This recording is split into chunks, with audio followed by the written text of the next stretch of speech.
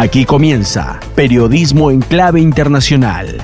Una mirada objetiva centrada en la información esencial. Dirige Tibisay Soto Carpio en Estudio Radio.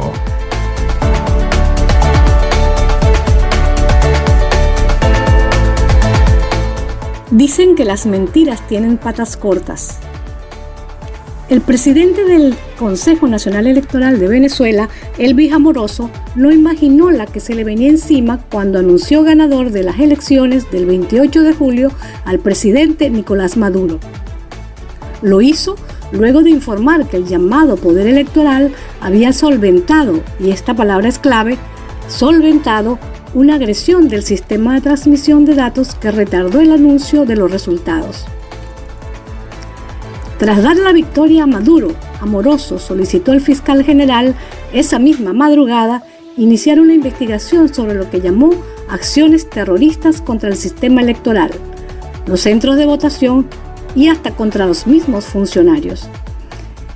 Era de suponer, entonces, que Amoroso tenía en su poder el escrutinio detallado para sustentar la proclamación de Maduro.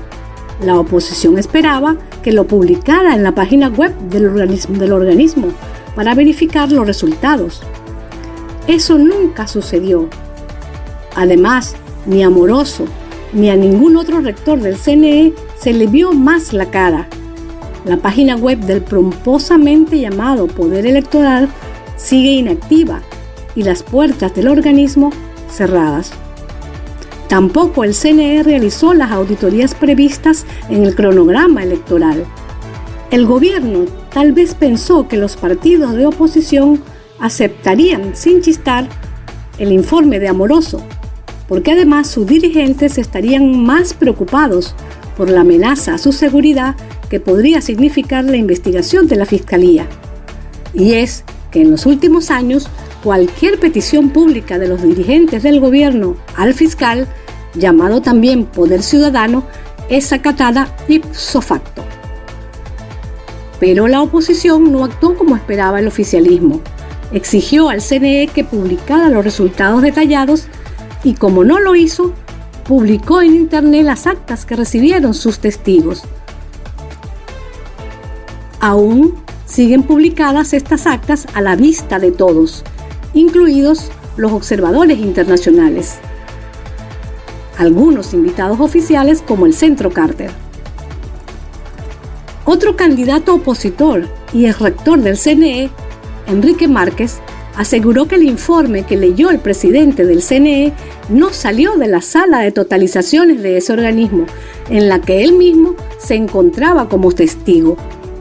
Márquez, experto en el sistema electoral venezolano, afirmó además que las actas de sus testigos coinciden con las que publicó el candidato que denuncia fraude, el diplomático en retiro Edmundo González Urrutia. O el CNI no solventó el presunto ataque y dio ganador a Maduro por órdenes del Ejecutivo, ello podría explicar la prolongada ausencia de Amoroso después de la proclamación, o, sabiendo los resultados adversos, se apresuró a cantar la victoria del gobernante confiando que la oposición, al igual que en las elecciones de 2013, no podría demostrar el fraude. Pero la oposición no aceptó el resultado y tampoco se replegó. Destruida así la solvencia pública del CNE, Maduro lo obvia y acude al Tribunal Supremo de Justicia. El debate se centra entonces en si tiene o no potestad el alto tribunal para proclamar al mandatario y para sentenciar si hubo o no hackeo del sistema.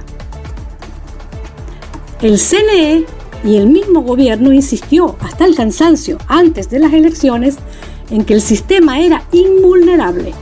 Explicaron entonces que la transmisión de resultados es analógica a través de más de 30.000 líneas telefónicas muertas, una para cada centro electoral. Al clamor por la publicación de las actas, que es lo mismo que decir resultados detallados, se sumaron incluso sectores disidentes del gobierno bolivariano, complicando el panorama mediático para el gobierno. Consultamos sobre el tema a un ingeniero venezolano experto en informática que forma parte de la diáspora en España, y esto fue lo que nos dijo.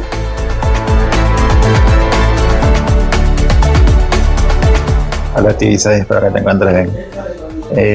Relacionado a tu pregunta con lo que pudo ocurrir en las elecciones del 28 de julio y que es referido por el gobierno de Venezuela sobre un ataque informático o ciberataque en el tema de la transmisión o la manipulación de las actas, quisiera darte mi opinión técnica sobre este tema, luego de haberlo indagado y revisado, y por la experticia que tengo y conocimiento que tengo de este tema de muchos años atrás. En principio, estas máquinas o este proceso de votación no puede ser vulnerado fácilmente. ¿Por qué? Porque tendrían que ocurrir dos cosas. La primera es que se modifique o se instale dentro del equipo de votación un elemento que te permita manipular la información de lo que está captando. Y en ese proceso o en ese caso es imposible que esto ocurra, porque las máquinas de votación son custodiadas por el Plan República y en todo caso, si las manipularon ellos mismos.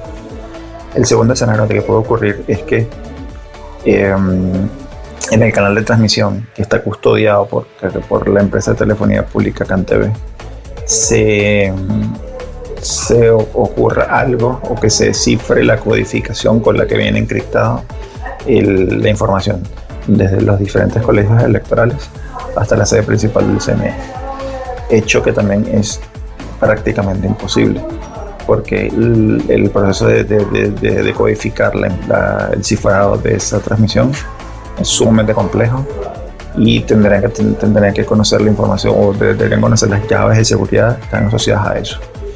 Por lo tanto, a lo que se refiere, y hago referencia a lo que dijo el Procurador General William Saab, es que hubo un proceso de lentitud en la transmisión de las actas hacia el CNE, lo que demoró la totalización de la información. Por tanto, el problema no fue la manipulación de las actas, sino que hubo sí un ataque que todavía no se ha identificado de dónde, que hizo que el proceso de transmisión de las actas fuera más lento, lo que llamamos en informática un ataque de DDoS, disculpa. Por tanto, si esto ocurrió y fue de esta forma, fue un error en principio de seguridad por parte de CanTV, donde hubieran podido poner más seguridad en el canal de transmisión para que esto no ocurriera.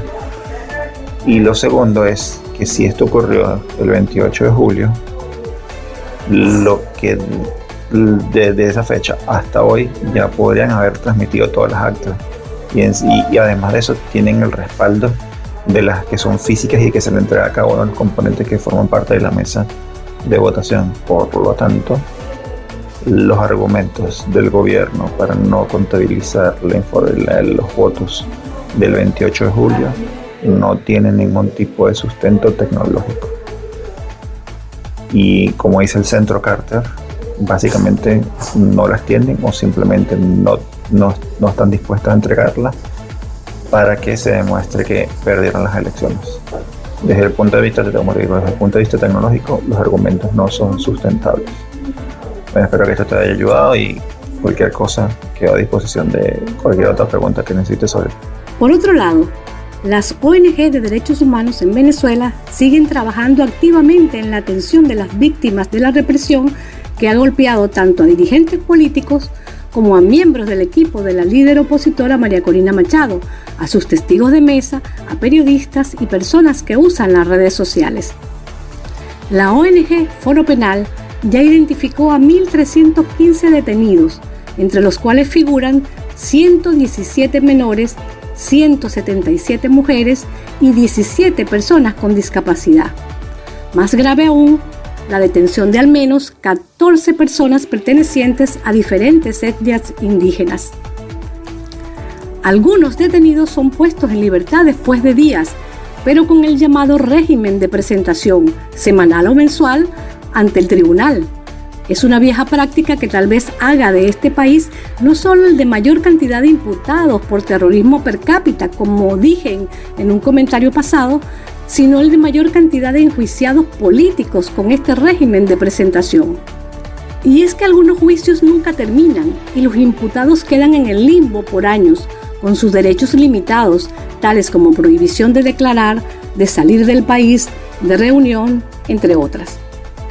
Al respecto de los derechos humanos violados nos habla un abogado venezolano perteneciente también a la diáspora de este país en España. Continuando con nuestro breve análisis, avanzamos hacia los derechos ciudadanos, aspecto donde, en mi opinión, se dan las más graves violaciones en materia de derechos fundamentales, empezando por la columna vertebral del sistema judicial venezolano, la tutela judicial efectiva, la inviolabilidad de la libertad y el debido proceso.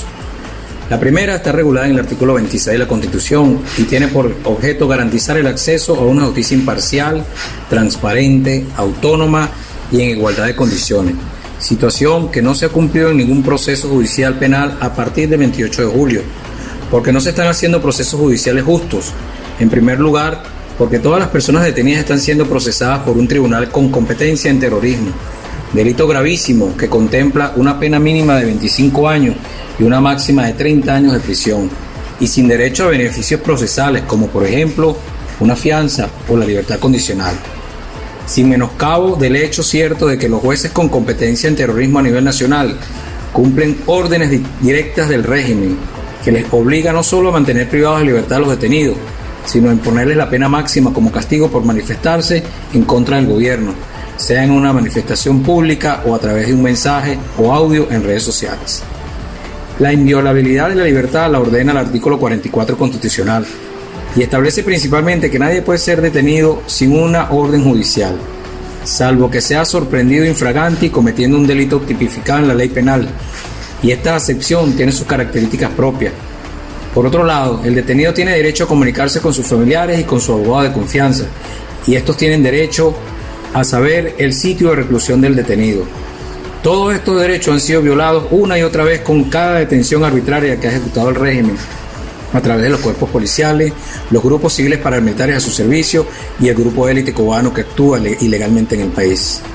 El debido proceso, establecido en el artículo 49 de la Carta Fundamental, regula el modo de proceder para la administración de justicia, garantiza que toda persona tenga derecho a defenderse con abogado de su preferencia, a ser considerado inocente hasta que se pruebe lo contrario, a ser procesado en libertad, salvo las excepciones que establece la ley, a no confesarse culpable, a ser informada de los cargos que se le imputan, a tener acceso a las pruebas en su contra. Tales derechos no han existido para los miles de personas detenidas por post-28 de julio, negándoles por completo un proceso judicial justo. No hay inocentes, el principio de inocencia se convirtió en una utopía, siendo la regla la culpabilidad, y, en consecuencia, la permanencia bajo secuestro judicial en una cárcel que no le garantizará el derecho a su integridad física, incluso a la vida de estas personas detenidas. Y hasta aquí nuestro comentario de este martes sobre la situación político-electoral en Venezuela. Esto es Periodismo en Clave Internacional. Un saludo a todos.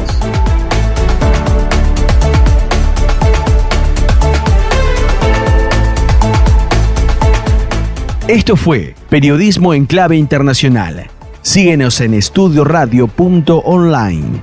Acontecimientos que marcan la agenda informativa del mundo de la mano y experiencia de la periodista Tibisay Soto Carpio en Estudio Radio, la radio global en español.